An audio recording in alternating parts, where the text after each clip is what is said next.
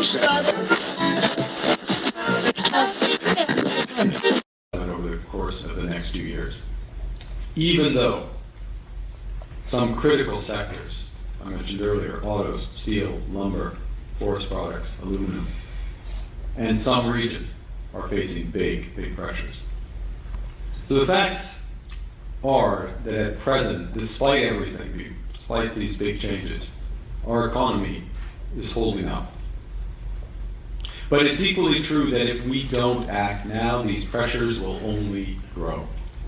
And more fundamentally, our goal... No, seriously, MarkCarney, what the HE double hockey sticks was that? Welcome back to the Freedom Pines podcast. I'm your host, Jamie A.B. This is where we debrief and discuss pop culture and politics from an independent perspective. And if that interests you, don't forget to like, comment, subscribe, hit that notification bell, and share this with your friends. Please, it helps me get my name out in Commie Canada. So let's get into it. First, I want to start this video by thanking you guys, okay? Sometimes my videos do great, sometimes they don't. I have no idea. Hopefully this new map thing that I do allows me to get my name out there, and then I can invest more into my business by earning more money. So thank you guys so much for putting up with me and me and my phone and I, okay? Because this is just really, if you have the patience to sit through my podcast without having a million things come at you, thank you so much, okay? One day I will have things pop up on the screen beside me and behind me. But until then, thank you guys so much for listening. And I am trying my best with what I've got. So now we're actually going to get into this. And by the way, it truly means a lot. You guys have helped me put more food on my table this month. And I truly cannot thank you enough, okay? From the bottom of my heart. Okay, now we're getting into it. So last night I watched this with my husband, and we were both sitting there scratching our heads like, is this going anywhere? Because while I'm watching this, I'm thinking there's no way he's going to end this just with, okay, goodbye. This is just about the budget. I thought for sure he was going to call an election and at the end say, I'm going to give you the chance to vote on this and we're going to have another election. Or number two, which was that we would become the 51st state. That was honestly my guess. I thought that Donald Trump might get on the television and, announce it before him. But none of that happened. And I guess he was just up there for 30 minutes to try to convince us that he deserves to put a massively over budgeted budget through and have it be balanced in 3 years. And I'm wondering how that's going to happen. Is that going to happen because we've invested in oil? No. Is that going to happen because we've invested in the Ring of Fire? Also, no. So to me, it seems like some sort of propaganda, North Korea type of speech defending himself about this budget as if we ourselves can vote on it. It was very, very confusing. For someone whose criticism has been that their communication skills have been lacked because the only thing that they are good on is communicating what they don't like about PierrePoilievre and whatever bull crap message they're putting out that day about it, I have no idea what this was. Not a clue. And you know what? I cannot imagine, once again, going to bring it up all the time, what would happen if PierrePoilievre got up there and said, you know what, we're going to drown you guys in debt and we're going to basically ruin the country and all of those 6 sectors right now that are impacted by tariffs. Sorry about your luck. We're not making a deal and we're just going to move on and spend so much money that the economy is going to completely collapse. Do you think that he would be able to get away with it like MarkCarney does? No, the answer is no. So I'm going to tell you what the regular, everyday, average Canadians are saying, as in my daughter and my husband who don't pay attention. Okay, my daughter said that, why is he saying this? This is very boring. What is he saying? Over and over again. That's what she said. And then my husband said, he has a creepy laugh. And my husband was not wrong about that, okay? Like, this is what was going on in my mind the entire time. And so on and so forth. Some of you may die, but it's a sacrifice I am willing to make. Oh, by the way, I know that this would probably not look good on him when he did this, but I wish PierrePoilievre, as in they would say it's a Trumpian idea, I wish PierrePoilievre would just sue the crap out of these media companies for lying out of their teeth about him, okay? It is so annoying. I don't think there's anything that makes me more angry when the news is just trying their best to paint Pierre Poilievre. And here's to all of the Pierre Poilievre haters, okay? I want to let you guys know something. And this is for the people on the right and the left. No matter who gets in that position, if they're actually opposition, that media will paint them like Trump. Pierre Poilievre is an adopted. He's adopted. He's an adopted kid, okay? He was a nerd. He didn't have a small loan of $1 million, okay? He could not be farther from Donald Trump, as close as Carney is to Donald Trump. I literally want to make another chart. I want to make another chart because I am so unbelievably sick of the bias that all of our news medias have to completely control Canadians' minds. And you know what? I'm just going to throw this out there as a random fact, but the first step in MK Ultra, what do you think it is? Isolation. So let's not pretend that our media and government doesn't use the tactics that they figured out when they allowed those experiments to happen in Montreal. Let's not pretend, okay?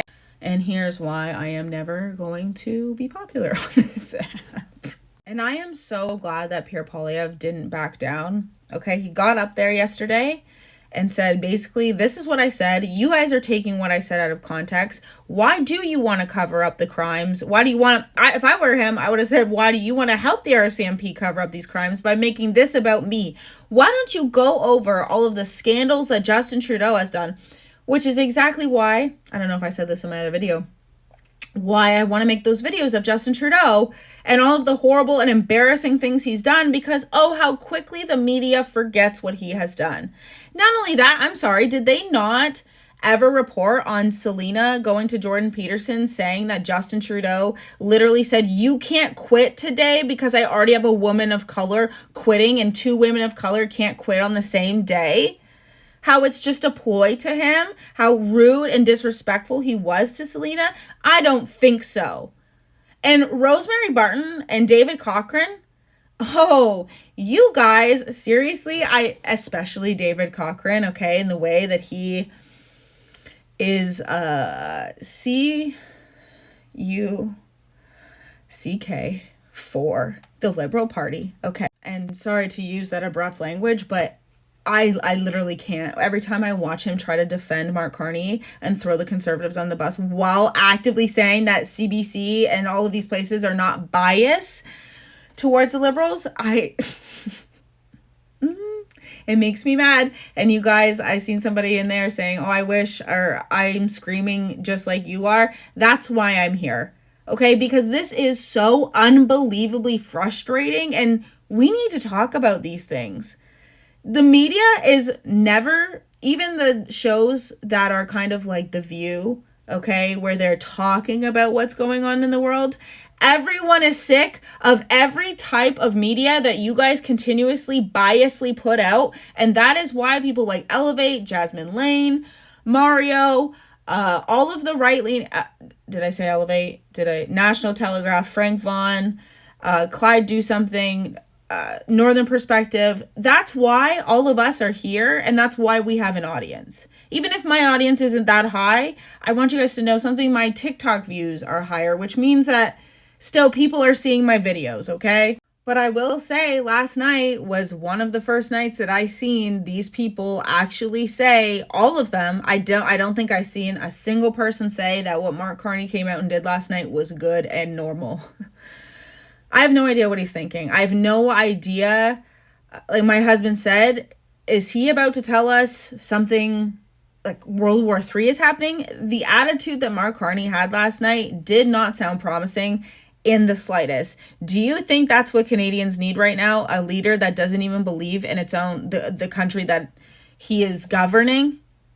He's not even from Canada. He has no obligation to stand up for Canadians. He is tied to he was literally the governor of the Bank of England, guys. He worked in England. He lived in England.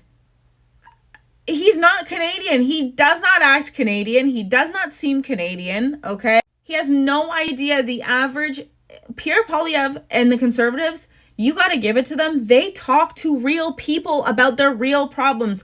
MarkCarney has no idea what me or you or your neighbor, what any of us are going through. He sees, and I understand this because when I see job loss in other provinces or other areas that are not affecting my family or me directly, you think about it outside of yourself. But as somebody who knows so many people and is, maybe going to be affected by this, it's serious. These are our lives. When I look at the map that I made, I see Siemens shut down. Okay, that's where my husband worked, at the wind turbine factory. And I know how much devastation that can have on a community, okay, let alone a family. I know that. I can empathize with that. MarkCarney could never. He could never. He has no idea what it's like to go through job loss like that. He has no idea what it's like to be that person applying with the other 300 people who are also looking for a job in the area. He has no idea what that's like. And he never will, because unironically, these people keep voting in the most privileged white people, in their own words, that I could imagine. Somebody whose dad was a principal at a residential school must have been connected. Okay? And for God's sakes, the other one's dad was our old prime minister. And for some reason, they're still spending $200,000 on studying the far right in Canada, and that will be for another video. But man, this country is going to HE double hockey sticks, like I said. And honestly, I don't even know if an election is a good idea. I don't think it would be. I think the average Canadian, unless they have their jobs gone, aren't going to care that much. So yeah, I don't know. You guys let me know. It's just when they talk so cavalier about these things, and this is our real lives. These are our real lives. And we are being put on the back burner while they help new Canadians, okay? While they allow criminals on the streets. This country is so unbelievably corrupt. That's why I live in the middle of nowhere, near fresh water, if you know what I mean. Okay, I thought about this. So if you've watched till now, let me know what your thoughts are. Do you think that we're going to go to an election? Is there any way that the Conservatives could vote down the budget, but us not go to an election? I genuinely have no idea. You guys, let me know your thoughts on the speech and everything else, and I will see you guys in the next one. Bye.